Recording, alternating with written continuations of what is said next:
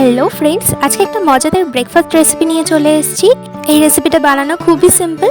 এটা বানানোর জন্য প্রথমে একটা বোলে নিয়ে নেব এক বাটি ময়দা, একটুখানি লবণ, 2 চামচ চিনি, 2 চামচ রিফাইন্ড অয়েল আর 3 হাতা টক দই দিয়ে খুব ভালো করে ময়দাটা মেখে নেব।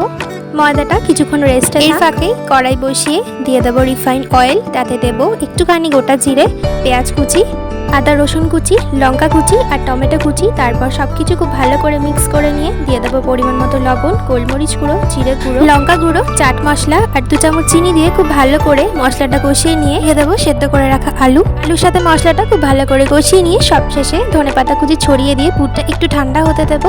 এরপর ময়দাটা আরেকটুখানি ভালো করে ঠেসে নিয়ে ছোট ছোট লেচি আকারে কেটে লুচির মতো ছোট আকারে করে নিয়ে তার মধ্যে দিয়ে দেবো পুর আর মুখটা খুব ভালো করে বন্ধ করে নিয়ে স্টিম হতে দেবো 15 মিনিট। তার মধ্যেই আমাদের ব্রেকফাস্ট একদম রেডি।